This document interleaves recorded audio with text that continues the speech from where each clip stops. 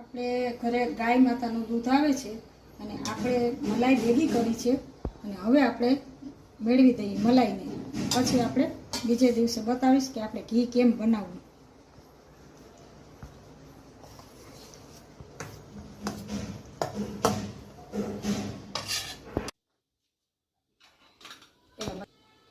હાલો, જય શ્રી કૃષ્ણ. આપણી મલાઈ થઈ ગઈ છે તૈયાર. કાલે આપણે જે મેળવીને રાખી હતી આજે થઈ ગઈ છે તૈયાર. આપણે એનું માખણ કાઢી લઈએ હવે ને ઘી બનાવવાનું શરૂ કરીએ.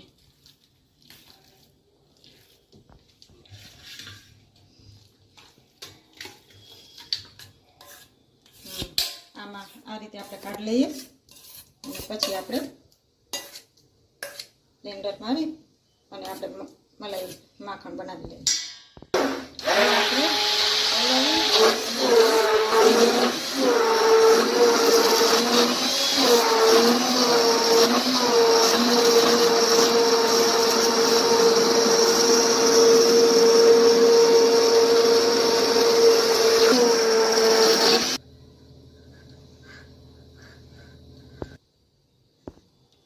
હવે આપણું માખણ થઈ ગયું છે તૈયાર.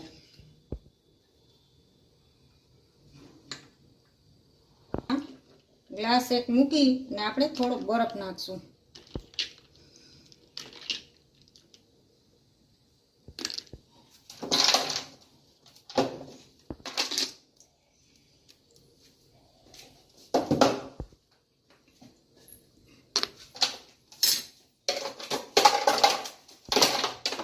ચાલો હવે આપણે સરસ ઠંડુ થઈ ગયું છે.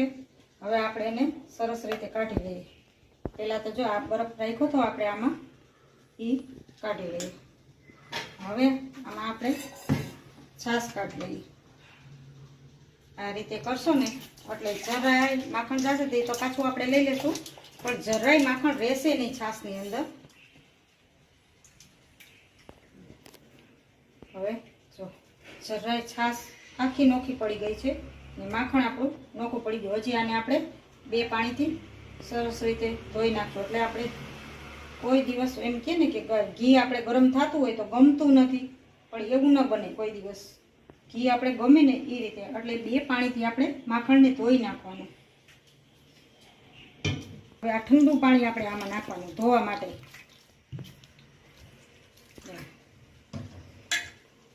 આપણે માખણ આ રીતે 2 પાણી ધોઈ નાખવાનું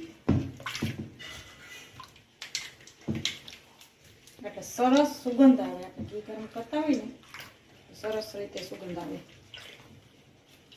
છાશનો ભાગ રહી જાય ને તો જ વાસ આવે. છાશ આમાં આપણે બધી ભેગી કરી લઈએ. છાશનો પણ આપણે સરસ રીતે ઉપયોગ કરશું. બીજી વાર આપણે પાણીથી ધોઈ નાખીએ આ રીતે સરસ રીતે. આપણું માખણ સરસ ચોખ્ખું થઈ ગયું છે. હવે આમાં કાઢી લઈએ.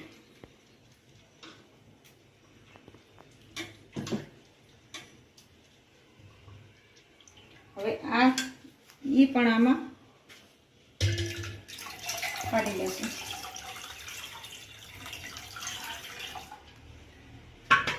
હવે આ છાશનો ઉપયોગ કોઈ કઢી કરે છે, કોઈ પનીર બનાવે છે અને કોઈ ઘણી. હું તો એમ કહું આપણે ફૂલઝાડને પાઈને તોય સારું અને ભાવે તો ખવાય, એમાં કંઈ વાંધો નહીં.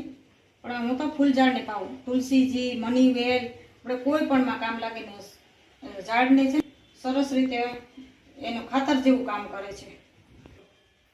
અને આ ઝાડને ફૂલઝાડને બધાને પણ સરસ રીતે ઉપયોગ આવે છે. હવે આપણે ઘી ગરમ કરશું.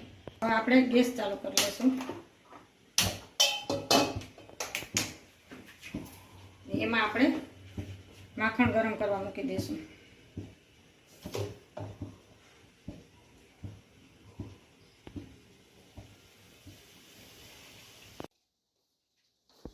આપણું ઘી ગરમ થાય છે તો કેટલું સરસ સુગંધ આવે છે.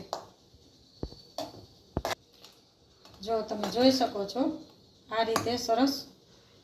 આપણે 8 થી 10 લીટર હોય ને એટલે 250-300 ગ્રામ ઘી નીકળે.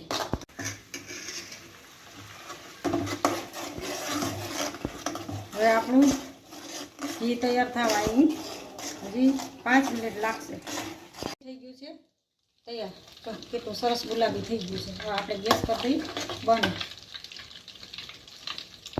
ઘીને ગાળી લઈએ આમાં. આ તપેલીમાં આપણે ગાળી લઈને આ છે ને આપણે અને એમાં છે ને કપડું રાખી દઈએ. કપડું એમ ભીનું કરીને રાખ્યું છે કે ઝીણું કીટું હોય ને એ આવી જાય. આપણે ગાળી લઈએ.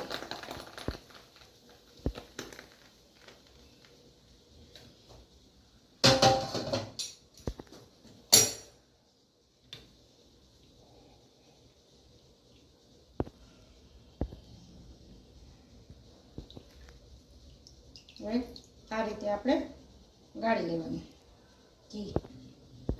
આમાં આપણે હવે આ મૂકી દઈશું એટલે ઘી એમ નીતરતું રહેશે. કેટલું સરસ થઈ ગયું છે ને કેટલું સરસ જો ઘી થઈ ગયું છે ને આ સરસ આ ગાયનું પીળાશ પડતું વધારે છે.